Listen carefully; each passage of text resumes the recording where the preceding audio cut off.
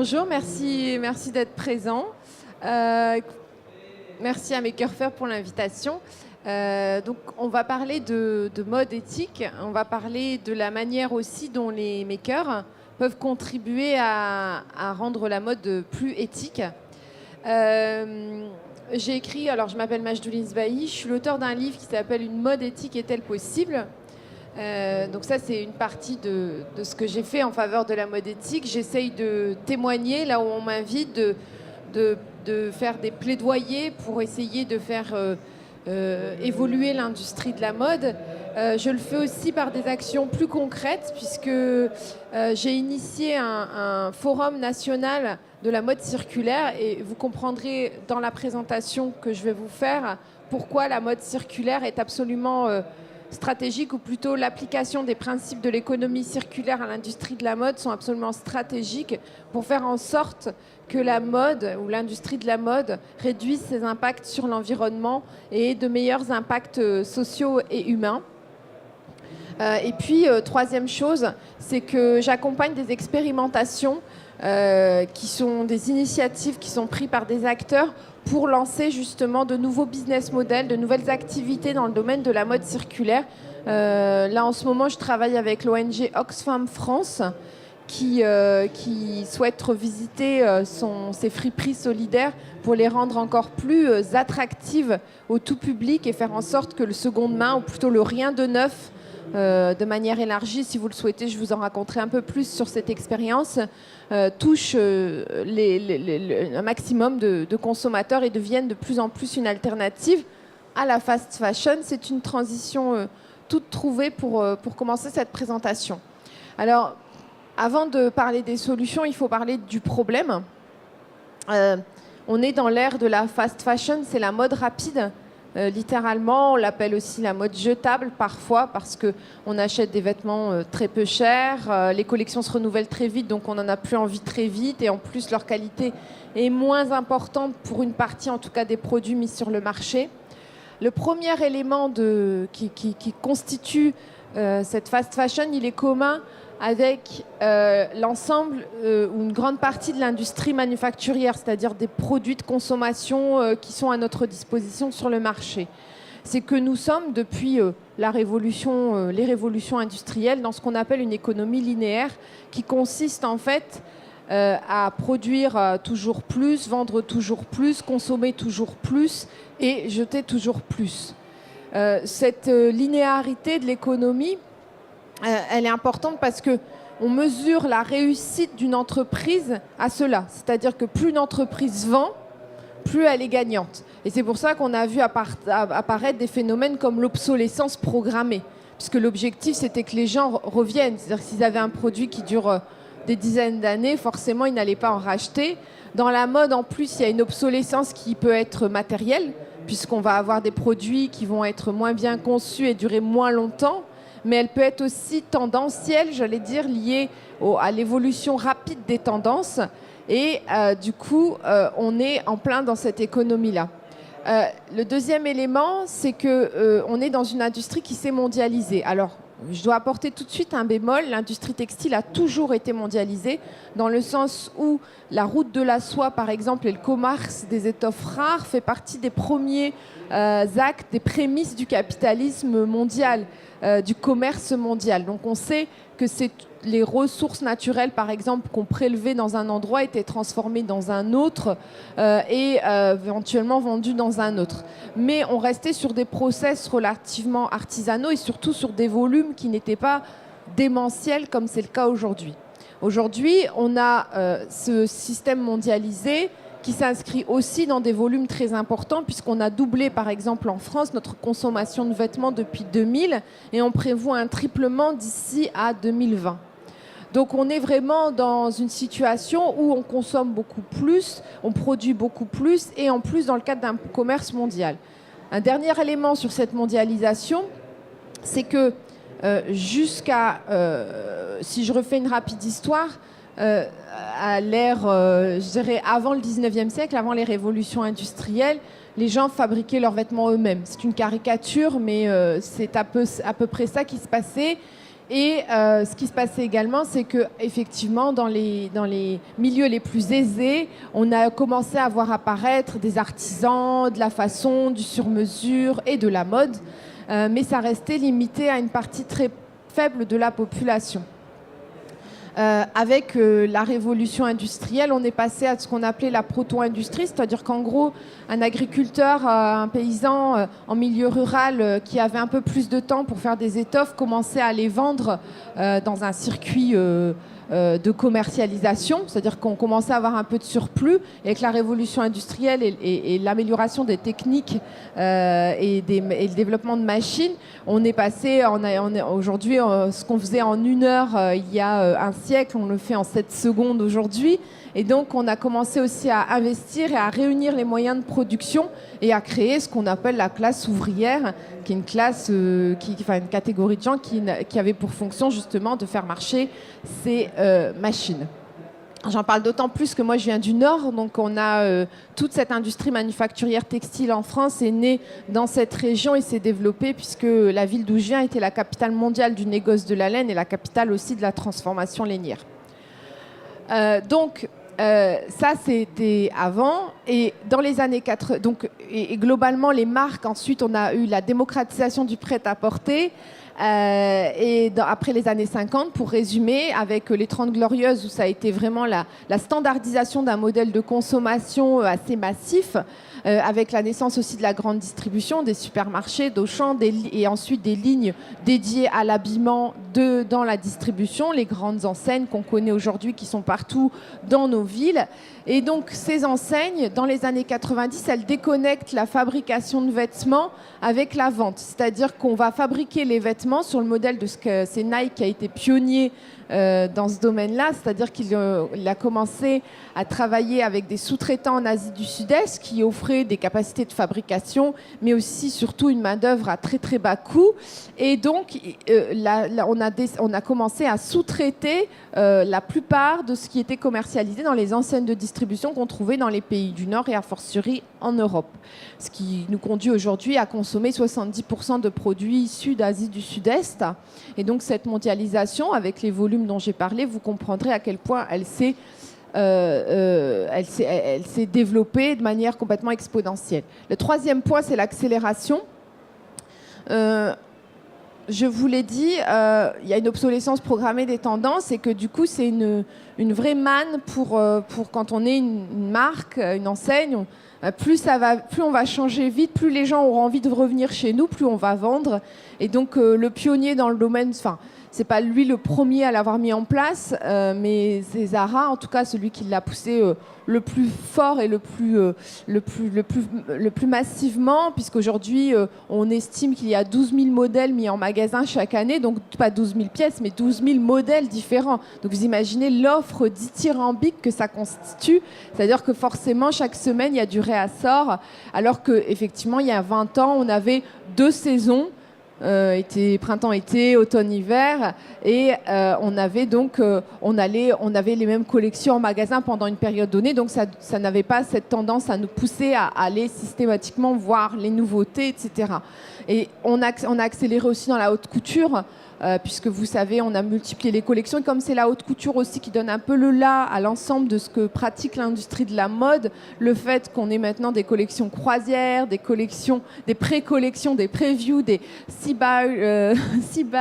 now, buy now, enfin des systèmes qui poussent justement à cette multiplication permanente de l'offre en matière de tendance, il y a une accélération qui est très prononcée. Alors évidemment, vous l'aurez compris, quand on produit, on produit 150 milliards de vêtements dans le monde chaque année, ça a des conséquences sur l'environnement. Je vais essayer de vous donner juste quelques chiffres pour vous donner l'échelle, parce que si vous êtes là, c'est peut-être que aussi c'est des sujets qui vous intéressent et que vous connaissez déjà un peu. Le premier, c'est que c'est très méconnu, mais l'industrie de la mode dans son ensemble émet plus de gaz à effet de serre que le transport aérien et le transport maritime. Donc on voit là comment en fait finalement c'est aussi une contribution importante au dérèglement climatique. Le deuxième chiffre, c'est au sujet des eaux, de l'eau, puisque c'est un deuxième sujet majeur en matière d'environnement. Dans des pays en plus où sont produits les vêtements, il y a beaucoup de stress hydrique, c'est-à-dire qu'on manque d'eau. Et pourtant, l'industrie de la mode est la 3e consommatrice des eaux d'irrigation dans le monde. Donc, ce qui veut dire que pour les besoins à la fois de la fabrication des fibres, donc des matières premières comme le coton, ou pour l'ennoblissement, c'est-à-dire la teinture et la finition du vêtement et son lavage avant mise sur le marché, on utilise énormément d'eau. On a des estimations pour un t-shirt, on est autour de 5 à 7 000 litres d'eau pour un seul t-shirt. Donc on est vraiment sur des volumes importants. Les eaux de surface sont touchées aussi, puisque pendant la phase d'ennoblissement, on rejette dans les milieux naturels les eaux de surface. Donc l'ONG Riverkeeper estime qu'à cause de cela, 70% des rivières en Chine sont polluées. Il y a un excellent documentaire qui s'appelle River Blue qui montre vraiment, pour le coup, qui illustre visuellement le fait qu'on est capable de dire la couleur, la couleur qui est tendance cette année ou cette semaine, d'ailleurs, on en est là aujourd'hui, grâce à la couleur des rivières dans certains pays. Ensuite, on a énormément aussi d'impact sur la destruction des milieux parce qu'on utilise 25% des pesticides du monde pour la culture du coton.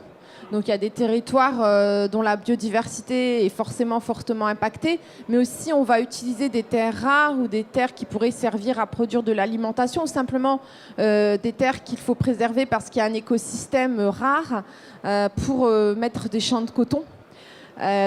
Ou d'autres types d'exploitation de matières premières pour les besoins de l'industrie. La souffrance animale est aussi un sujet. Enfin, il y en a des tas. Et s'il y a un point qui vous intéresse particulièrement, je pourrais essayer de vous répondre.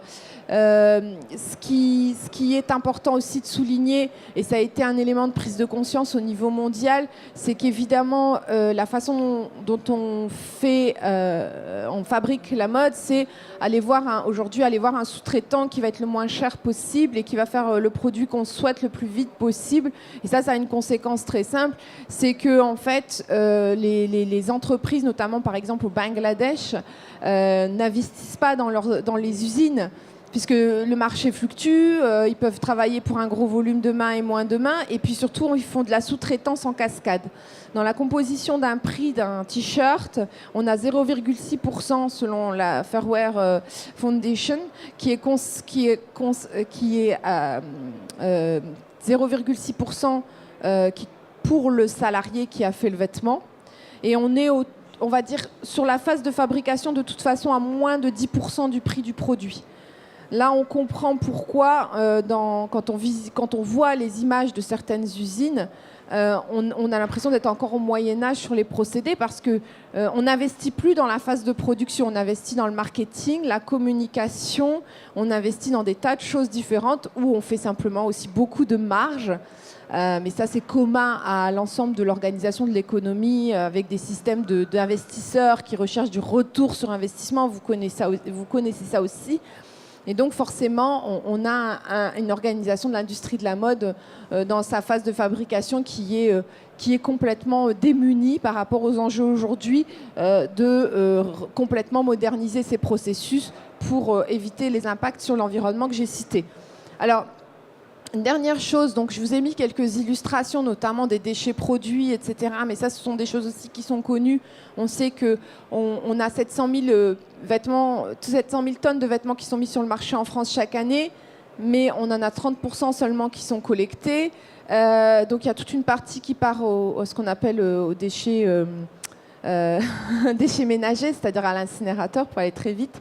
Donc c'est quand même un grand gaspillage, sans parler des invendus, des invendables et plein des chutes aussi de production. Vous avez aussi l'image du Rana Plaza, et j'ai oublié de mentionner une des conséquences de cette industrie de la mode, notamment autour justement de cette obsolescence, des tendances tout le temps, avoir envie d'acheter, et cette promesse qui est faite au travers du marketing, de dire que plus on en aura dans nos placards, mieux on se sentira dans notre peau. Évidemment, cette promesse n'est pas tenue, elle rend malheureux les gens aussi. Alors je sais qu'entre des ouvriers qui sont mis en danger et dont la vie est mise en danger, comme au Rana Plaza, et des gens qui sont en souffrance plutôt par rapport à leur rapport à leur corps ou à ce qu'ils souhaitent exprimer qu'ils n'arrivent pas, ou etc. Ça peut sembler moins grave. Ceci dit, ça fait partie aussi du problème parce que finalement, personne n'est gagnant dans cette histoire. C'est-à-dire que c'est pas parce qu'on a plein d'habits dans notre placard qu'on est plus heureux. Et donc finalement, il y a une forme de promesse non tenue. Il y a des gens qui résistent, je le dis. Donc après le Rana Plaza, il y a la Fashion Revolution qui est née dans le monde, avec des gens qui se sont organisés pour commémorer chaque année l'effondrement de cette usine au Bangladesh qui a fait plus de 1200 morts. Et ça a fait naître aussi chez les jeunes créateurs une volonté de ne pas être dans cette tendance-là, mais plutôt d'inventer une mode plus responsable, plus écologique, etc. Donc souvent, ce collectif Fashion Revolution est justement souvent constitué de jeunes créateurs. Mais dans les gens qui résistent, il faut aussi citer des entreprises très traditionnelles. Alors on cite souvent l'exemple de Veja, on cite souvent l'exemple de 1083. Il y a plein de nouvelles marques sur le marché qui s'engagent dans cette vraie responsabilité sociale et environnementale, mais on peut aussi parler de gens plus anciens comme Armor Luxe qui a continué à fabriquer sur place ses pulls qu'il vend dans son propre réseau de distribution. J'allais dire tout simplement, puisqu'il vend en France, et bien, il produit en France et puis il a les savoir-faire en France. Donc il y a une logique qui a été perpétuée par certains qui n'ont pas cédé à cette tendance lourde d'essayer justement de maximiser les marges au travers de ces processus. Je ne sais pas du tout comment ça marche. Dernier élément, avant, pour pas être trop longue, c'est quand même juste une chose, c'est qu'en fait, les entreprises aussi aujourd'hui en France, les enseignes françaises ont perdu 17% en 10 ans de valeur sur le marché. C'est-à-dire que des enseignes qui sont souvent moyennes, parce qu'en France, c'est pas Primark, c'est pas Zara, c'est pas Inditex, H&M, c'est des groupes plutôt de taille moyenne, voire petite à l'échelle du marché, ne résistent pas trop face à cela. Donc ça veut dire qu'il y a 20 ans, ils ont fait le choix de suivre le modèle des grandes sociétés mondialisées, mais aujourd'hui, elles se rendent compte que ça n'a pas favorisé non plus leur durabilité, puisque aujourd'hui, elles sont en difficulté. Moi, je le vis dans le Nord. Chaque mois, je dirais, il y a des plans sociaux, etc. Donc finalement, la solution d'aller chercher le bas coût le plus vite ailleurs et de suivre cette tendance de la fast fashion n'a pas forcément permis à l'industrie, ou plutôt aux entreprises françaises, de résister. Donc c'est un sujet important.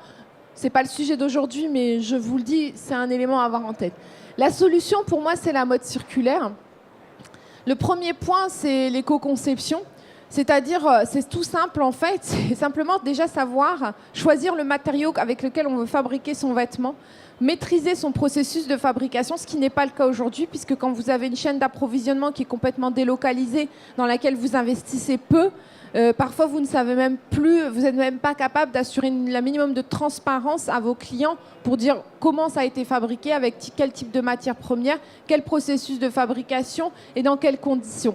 Et donc déjà, simplement faire l'éco-conception, c'est déjà maîtriser sa chaîne. C'est pas forcément être parfait partout, mais au moins se dire, comparer, est-ce que si je fais un coton biologique, c'est vraiment, ça va être vraiment trop cher par rapport à mes clients. Est-ce que si je fais autrement, je conçois mieux mon produit, est-ce qu'il va pouvoir être plus recyclable ? Je vais prendre un exemple, parce que c'est aussi penser la fin de vie du produit. Et du coup, quand on rajoute par exemple des paillettes, des choses sur un vêtement, on sait que si on veut en refaire de la fibre, on ne pourra pas. Parce qu'il y a des points durs, il faut les enlever, c'est manuel, ça coûte cher, etc. Un autre exemple, c'est le fait de mixer les matériaux. Si vous faites un t-shirt en coton polyamide, c'est plus difficile pour le recyclage, pour refaire notamment de la fibre avec, que si vous utilisez parce qu'on peut faire de la fibre à partir du 100% coton, on les filoche, etc. Il y a tout un procédé. Et si c'est mélangé, on ne peut pas. Donc déjà, introduire cette question-là dès le début et pas juste se dire « Ah tiens, je vais faire le même t-shirt qui est tendance ». Dire « Est-ce que je ne peux pas faire un truc qui est un peu différent, un peu mieux ?» Mieux maîtriser par exemple la phase d'ennoblissement en proposant d'autres procédés à mes fournisseurs, etc. Donc ça s'appelle l'éco-conception. Le deuxième point, c'est la distribution. C'est celui-là aussi qui concerne beaucoup les makers. C'est-à-dire qu'aujourd'hui, je vous l'ai dit, plus on vend de vêtements dans un magasin, plus on est censé être rentable. On voit que, évidemment, dans un monde où les ressources sont finies, on ne peut pas continuer comme ça. Et en plus, le marché est saturé, les gens n'en peuvent plus. Ça aussi, je pourrais y revenir. Il y a des tendances lourdes dans les pratiques de consommation qui viennent changer ces critères de réussite économique des entreprises. Et donc, il y a à s'inspirer de ce qu'on appelle l'économie de la fonctionnalité, c'est-à-dire on va dissocier le produit de l'usage. Moi, ce que j'ai besoin, c'est de m'habiller, peut-être de m'habiller dans un certain style, peut-être même d'être accompagné dans le fait de trouver mon style, mais ça n'est pas forcément de posséder X produits dans ma garde-robe. Et donc, on peut imaginer des tas de services qui vont permettre en fait d'accompagner ça et qui vont venir se substituer au fait de vendre des produits. Évidemment, la réparation, la customisation, le fait aussi de conseiller mieux les gens, le fait éventuellement de proposer des ateliers de do-it-yourself, de favoriser finalement la réappropriation de l'acte de s'habiller, de choisir ses vêtements, parce que le vêtement c'est un mode d'expression identitaire très puissant, et donc la recherche des gens quand ils passent la porte d'un magasin, c'est parfois de se sentir plus féminine, de se sentir plus affirmée dans son travail. Enfin, je sais pas, je prends des exemples au hasard. Et c'est pas forcément d'acheter ce t-shirt ou cette veste, machin, voilà. Donc du coup, pour les marques, pour les créateurs, c'est intéressant de penser ça comme ça. Et un des exemples aussi en économie de la fonctionnalité, c'est la location de vêtements. Pour des cérémonies ou pour des occasions particulières, louer un vêtement, c'est qu'on va porter pendant quelques heures, c'est quand même pas idiot. Et du coup, on peut aller plus loin vers des garde-robes partagées. Ces solutions, elles peuvent sembler complètement farfelues aujourd'hui, sauf que si on avait dit il y a 20 ans que les gens ils auraient une application sur leur téléphone pour choisir ou un vélo, ou une autopartage, ou un système, je ne vais pas dire Uber, mais voilà, vous voyez ce que je veux dire. C'est-à-dire que le but, c'est de se déplacer, c'est pas de posséder un véhicule propre, c'est de se déplacer. Mon usage, c'est me déplacer. Le produit, c'est la voiture ou un autre produit. Pareil, si je veux faire du sport, c'est pareil. Je veux faire tel sport. Mon objectif, c'est pas d'avoir le vélo magnifique pour faire tel sport. Mon objectif, c'est de faire ce sport. Et donc, on peut déconnecter comme ça le produit de l'usage et ça évite cette accumulation et ce gaspillage. Dernier point, c'est le recyclage. On a assez de matière à recycler pour refaire du vêtement jusqu'à la fin des temps. J'exagère un peu, c'est une formule un peu provocatrice. Mais sachez qu'en tout cas, il y a un vivier de création de mode et de proposition de produits de mode et de vêtements à construire à partir de l'ensemble de ces matières. Il y a déjà des exemples. Je vous ai parlé du fait de refaire des fibres à partir de textiles usagés. Évidemment, il y a le relais avec tous les organismes collecteurs qui, dans leurs boutiques solidaires, il y a le seconde main. Il y a énormément d'offres qui existent déjà aujourd'hui.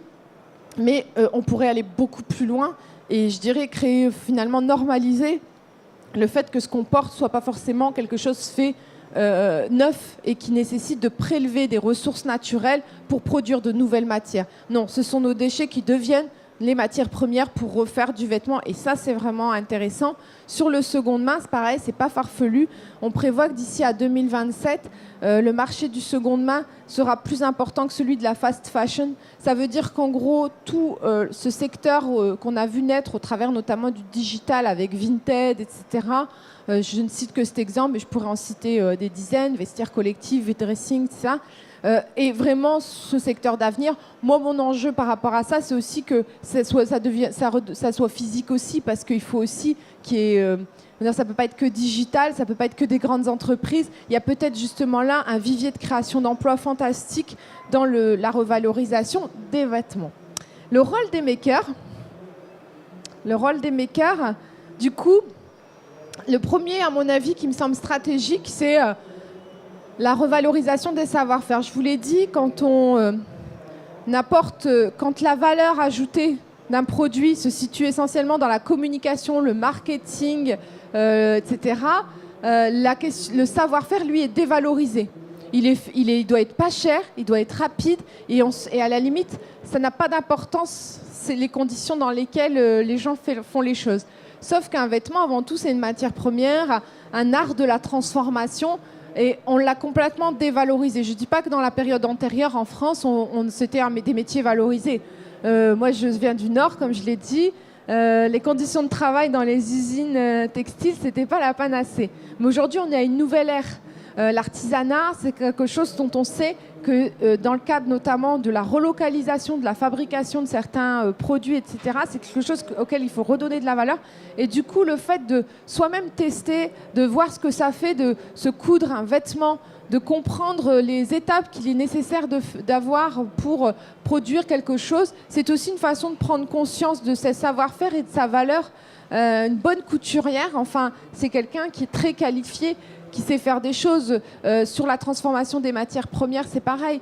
On a vraiment un gros enjeu sur ce sujet. Le deuxième point, c'est réparer et customiser. Je l'ai dit tout à l'heure, il y a énormément de viviers d'activité. Aujourd'hui, quand on a un vêtement qu'on n'aime plus ou qui est abîmé, on a plus cette culture de la réparation parce que le vêtement coûte peu cher, un t-shirt ça coûte le prix d'un sandwich et du coup c'est quand même tellement facile d'aller en acheter un autre plutôt que de s'embêter à essayer de trouver une autre solution.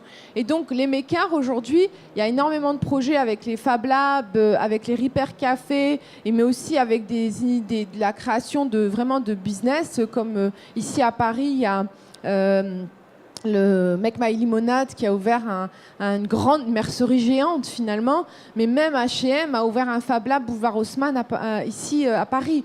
Ils ont ouvert un espace Fab Lab de customisation et de réparation. Donc c'est des secteurs qui sont en train de revenir au goût du jour et je crois vraiment qu'il faut soutenir ça et le soutenir, moi je le défends plutôt que ça soit dans le cadre coopératif, collaboratif, avec le maximum d'emplois créés, qualifiés autour de ces activités, ou, comme c'est le cas pour les makers, c'est-à-dire s'auto-organiser, échanger des savoirs, etc. Et le dernier point, c'est la création et l'innovation. Aujourd'hui, sur les matériaux, par exemple, on a énormément à faire pour essayer de trouver des alternatives aux matériaux comme le coton. Surtout le coton classique. Et on a des matériaux qui sont disponibles comme le lin, le chanvre, l'ortie, mais finalement on les laisse un peu de côté parce qu'on pense que c'est pas assez, enfin, ce sont des matériaux qui ont, surtout le chanvre et l'ortie, qui ont une image comme ça, alors qu'en fait c'est des plantes formidables puisqu'il n'y a pas besoin d'eau, pas de pesticides, et qu'en plus elles peuvent être poussées partout. Ça veut dire que partout on pourrait avoir des mini-filières de transformation de ces matériaux. Là je parle pour faire du neuf, on pourrait imaginer avoir partout en France, alors c'est déjà le cas dans l'Est, ils ont relancé une filière de transformation du chanvre. Le Grand Ouest français est le leader européen du lin. Et donc, mais il n'y a plus de filature et plus de tissage de lin en France. Donc, vous voyez tout ce qu'on peut imaginer pour faire en sorte de recréer des circuits courts par rapport aux matériaux. Mais ça peut se faire dans un cadre industriel, mais ça peut aussi se faire dans un cadre collaboratif, comme le font les makers. Dans le Nord, il y a une association qui s'appelle Open Source Écologie qui a conçu une machine pour décortiquer et transformer le chanvre en fibres, et ils ont fait ça en open source avec des ingénieurs de différents secteurs, et ils ont prototypé cette machine, et donc elle coûte 150 000 €, ce qui correspond dans des secteurs industriels à des investissements relativement faibles, mais on peut imaginer très bien refaire des tissages artisanaux, enfin voilà, plein de choses peuvent être imaginées qui peuvent être artisanaux mais qui en réalité sont très innovants. C'est pareil pour l'upcycling. Quand on dit oui, je vais... alors l'upcycling, c'est le recyclage à haute valeur ajoutée. Vous allez prendre une chemise de seconde main, vous allez la transformer, la retailler, éventuellement la transformer en robe. Vous pouvez aussi utiliser des chutes, etc. Souvent, ça a une image de atelier couture, de seconde zone où on va finir avec des grosses fleurs partout, enfin ce genre de choses. En réalité, moi, je crois que l'upcycling... l'innovation, c'est pas forcément des machines hyper technologiques pointues qui utilisent du digital et tout ça. Je crois que l'innovation, elle peut être aussi d'en trouver des procédés, par exemple, pour transformer certains types de produits qui ne se vendent pas en seconde main, de systématiser les modes de transformation. Il y a des Coréens qui le font. Par exemple, ça s'appelle Recode, où eux, ils travaillent le costume d'homme, parce que ça se vend très mal en seconde main. Et du coup, eux, ils transforment en prêt-à-porter féminin des costumes d'hommes. Donc, les pantalons d'hommes deviennent des pantalons pantalons de femmes, les vestes d'hommes deviennent des vestes de femmes. Et ils ont comme ça créé des procédés qui transforment ces produits qui n'avaient aucune valeur en des produits finalement qui deviennent des choses qui sont plutôt moyennes ou haut de gamme. Mais on peut imaginer aussi faire ça. Moi, c'est ce que je fais dans la boutique Oxfam avec des manteaux, etc., pour regarder des prix abordables grâce à limiter le nombre de retouches et tout ça. Mais ça, c'est de l'innovation. Enfin, il faut vraiment chercher, trouver qu'est-ce qui va ne pas coûter trop cher et permettre de rendre accessible à tous ce genre de produits. Et sur les processus de fabrication, je l'ai déjà évoqué, donc j'y reviens pas. Vraiment, on a un sujet sur comment on éco-innove dans la fabrication textile. Aujourd'hui, on fait un dessin, on fait un patron, on fait du modélisme, on fait du stylisme. Après, on trouve la matière, mais tout ça est très morcelé, c'est pas circulaire. En fait, il faut trouver des nouvelles méthodes de création qui correspondent aux enjeux aujourd'hui. On va réfléchir à partir de produits auxquels on va arriver pour limiter au maximum les impacts sur l'environnement et faire en sorte que ce produit corresponde aussi aux attentes et aux besoins des clients. Combien d'entre nous, finalement, on achète quelque chose qui n'est pas tout à fait ce qu'on voulait? Donc, par exemple, là-dedans, on peut avoir aussi rajouté du sur-mesure dans les magasins. Quand on dit ça, on se dit tout ça, ça va être très cher. Non, c'est une autre répartition des marges. Aujourd'hui, je vous l'ai dit, la part de fabrication est très faible dans un vêtement. Il faut répartir les marges et faire en sorte de réinvestir dans ce qui doit constituer aussi quelque chose d'essentiel dans la mode, c'est-à-dire la valeur intrinsèque du produit dans tous les procédés artisanaux qui sont mis en œuvre pour sa fabrication. Donc voilà ce que peuvent faire les makers et donc voilà l'horizon, je dirais, qui s'ouvre à nous. Et il y a encore plein de choses qui pourraient être imaginées, je pense, pour aller plus loin. Et du coup, la parole est à vous pour en parler je ne sais pas combien de temps. Merci.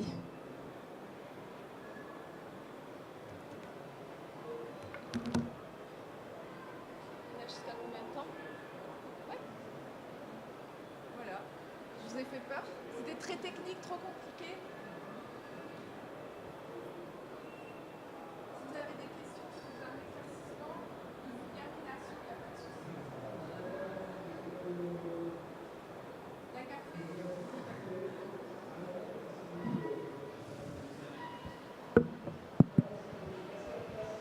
J'ai un petit témoignage par rapport au recyclage, et notamment le recyclage du coton par la filière Le Relais Emmaüs. C'est que maintenant, actuellement, de par la filière métisse, l'isolant, tout ce qui est coton, jean, même si c'est en bon état, pourrait être réemployé plutôt que recyclé, selon la règle des 3 R, priorité au réemploi avant le recyclage. Ben, c'est le recyclage qui prône le côté toxique de... Voilà. C'est un peu dommage, quoi.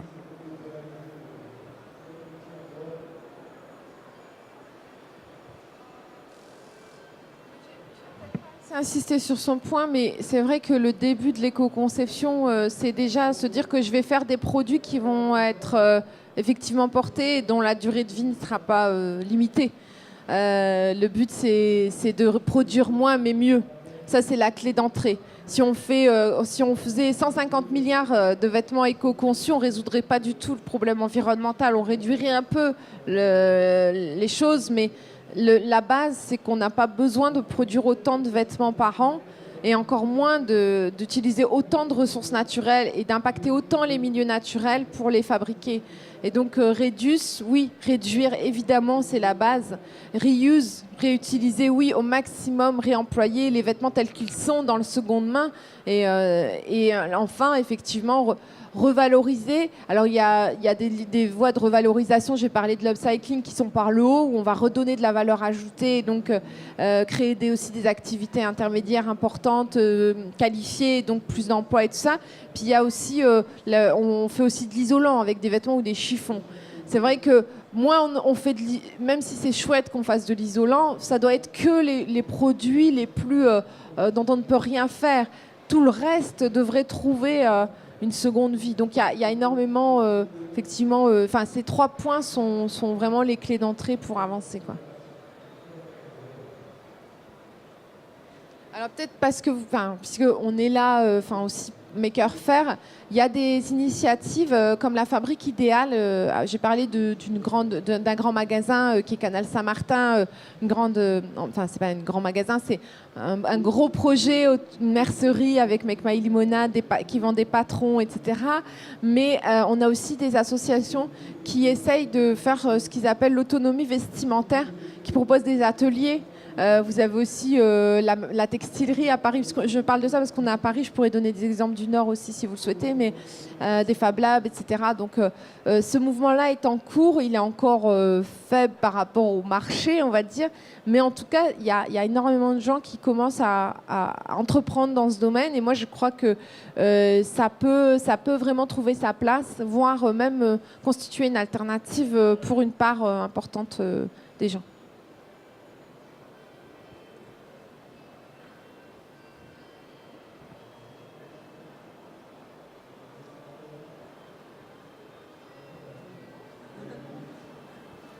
En fait, j'ai mal lu, donc j'ai cru que c'était sur l'économie circulaire. J'ai pas vu le mot mode, parce que je me fous de la mode. Et du coup, je me suis dit, tiens, elle parle que de la mode. Après, j'ai repris, ah bah oui, ok. La laine, ça se recycle? En fait, la laine, ça peut se recycler on peut réutiliser, hein. Ensuite, c'est un vrai sujet de recherche et développement aujourd'hui. C'est-à-dire qu'il y a une entreprise qui s'appelle la Filature du Parc qui est pionnière en France dans le recyclage des fibres, donc qui refait du textile, en fait, quand vous voyez coton recyclé, ce genre de choses, ou sur des produits, c'est le genre d'entreprises qui les font. Donc ils effilochent, ils mettent dans des machines, ils refont des fibres.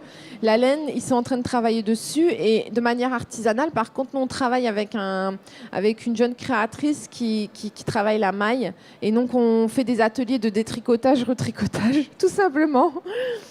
Non, mais alors, ça peut sembler complètement, voilà, comme je le dis, farfelu, mais on teste et on voit combien de temps ça nous prend, combien ça coûte.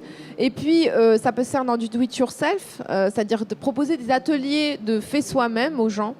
Donc c'est aussi une façon de faire, de trouver une forme de rentabilité. Alors c'est mon but c'est pas la rentabilité absolue, mais je crois que des choses qui sont basées que sur le bénévolat, ça peut pas marcher. Il faut trouver des façons aussi de rémunérer aussi les gens qui ont des savoir-faire.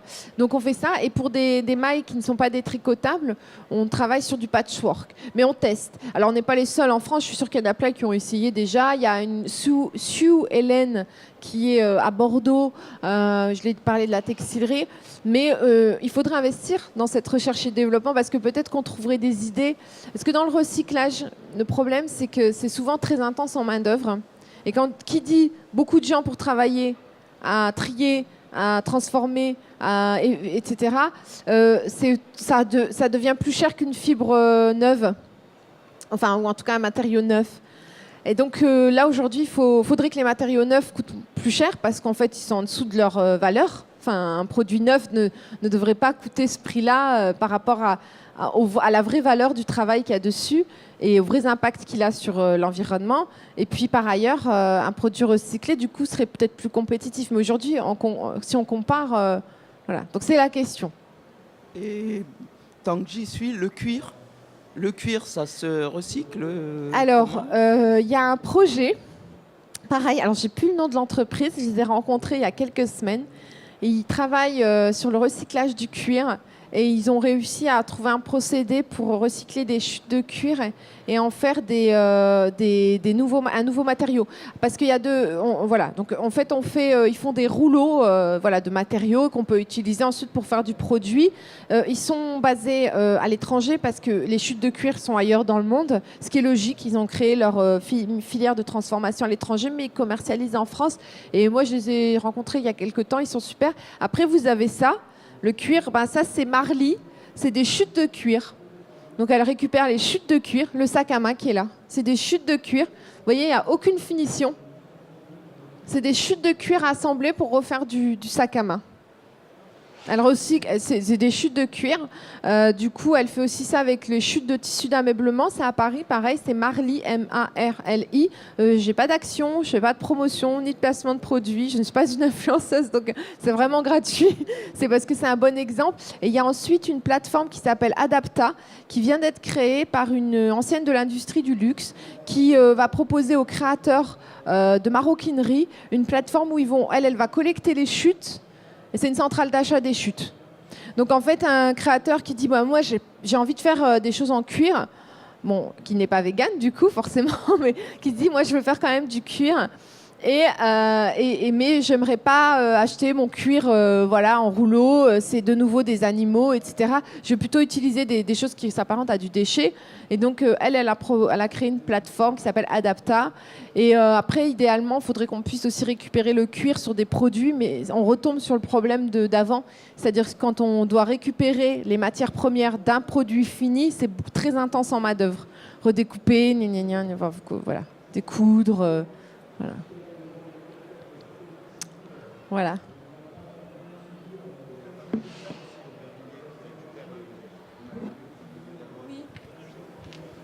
La Fabrique des Arts à Aubervilliers qui récupère pas mal de... Enfin, c'est plus un marché pour les créateurs. Ils récupèrent des matériaux avec une plus-value, des chutes, pour que justement des petits créateurs puissent faire leur réalisation, quoi. Dont le cuir. Oui, il y a plusieurs matériothèques, entre guillemets, on appelle ça des matériothèques. Des gens, ils récupèrent des chutes ou des matériaux qui peuvent servir à de la création, qui les mutualisent. Effectivement, la Fabrique des Arts, c'est un bon exemple.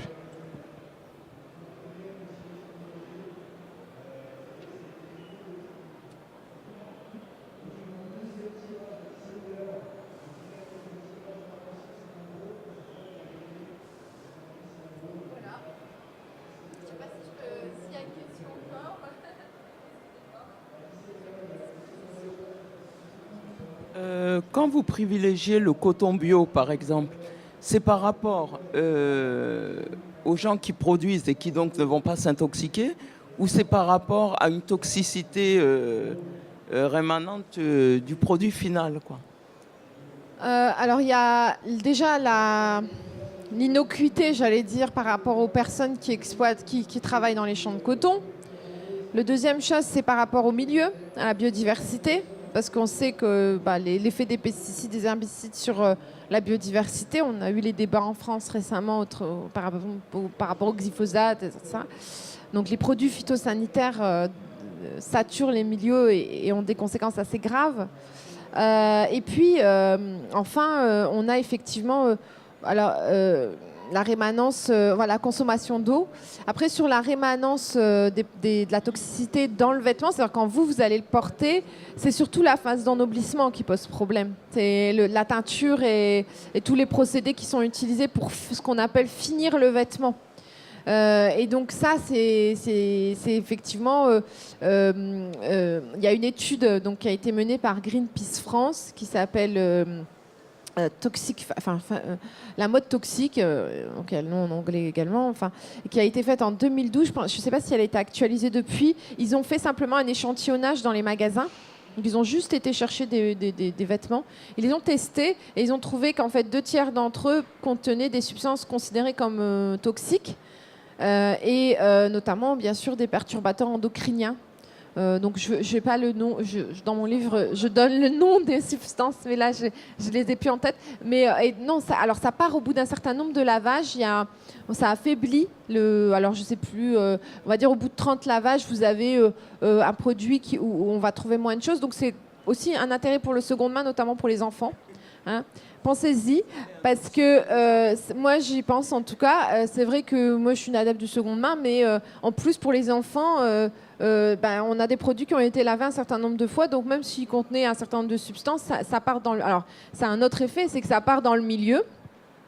Alors, sur les substances chimiques qui partent dans le milieu, on n'a pas vraiment d'éléments, en tout cas pas à ma connaissance, suite au lavage. Par contre, on a des éléments sur les fibres synthétiques, notamment parce qu'on n'a pas, j'ai pas parlé du polyester, de l'acrylique, etc., qui sont des fibres issues de la pétrochimie. Et donc déjà, il y a plus d'émissions de gaz à effet de serre pendant la phase de fabrication. Mais en plus, quand on les a, nous, et qu'on les lave, en fait, il y a des fibres qui partent dans le milieu naturel. Et la fondation Ellen MacArthur estime qu'il y a 50 milliards de bouteilles en plastique dans l'équivalent de 50 milliards de bouteilles en plastique dans les océans qui sont représentées par les fibres synthétiques qui vont dans les océans quand on lave nos produits. Je ne sais pas si je suis claire, ça veut dire tout le monde, dans le monde entier, on lave nos trucs et puis on le met dans le milieu naturel, ça part dans les océans. Et si on devait cumuler tout ça, ça ferait 50 milliards de bouteilles en plastique. Il y a des solutions qui commencent à naître avec des filtres pour les machines à laver. Il y a une start-up qui travaille là-dessus pour justement récupérer ces microfibres synthétiques qui viennent étouffer, eutrophiser les milieux aquatiques. Voilà, et alors il y a Julia Ford de la marque Loom qui a une formule à ce sujet qui m'amuse beaucoup. C'est qu'elle dit, c'est vrai que personne ne sait ça. Quand on achète une petite robe en polyester pas trop chère pour aller à une soirée, alors déjà on pourrait la louer, peut-être qu'on pourrait l'emprunter une robe à une copine. Voilà. Alors, il y a plein de solutions, mais allez, on craque. Déjà on pourrait regarder la matière et se dire polyester c'est quand même pas le top, mais admettons qu'on soit au bout de notre processus d'achat. Si on nous disait ah chouette, avec cette robe qui va te faire être sublime, tu donnes à manger du plastique aux poissons.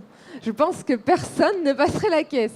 Mais c'est vrai que cette formule-là, elle est trop forte parce que personne n'achète la petite robe pas chère en polyester en se disant tiens chouette, je vais donner à manger du plastique aux poissons. Parce que Et à nous aussi. Comment ?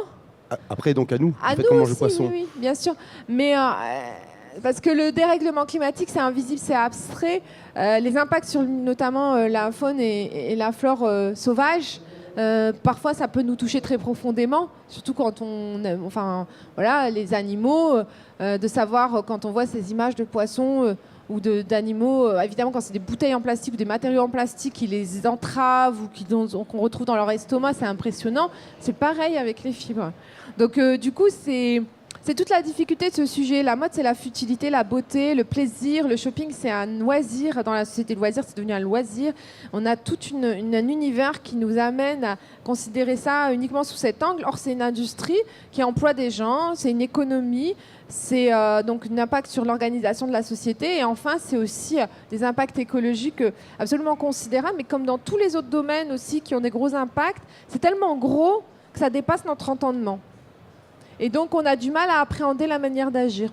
C'est pour ça que la réappropriation par la base, au travers des makers, par exemple, de se réapproprier son vêtement, se questionner sur la façon dont il est fait, dans ce dont j'ai vraiment besoin, ce que j'aime, quel est mon mode de vie, quelle identité je veux exprimer au travers de mon vêtement. C'est des étapes fondamentales pour passer de ce qu'on appelle l'avoir à l'être, c'est-à-dire d'être vraiment, finalement, de se réconcilier avec ce qu'est la mode, c'est-à-dire un mode d'expression de son identité et une façon aussi de s'émanciper, voilà, d'exprimer son individualité, quoi. Bah, c'était une conclusion.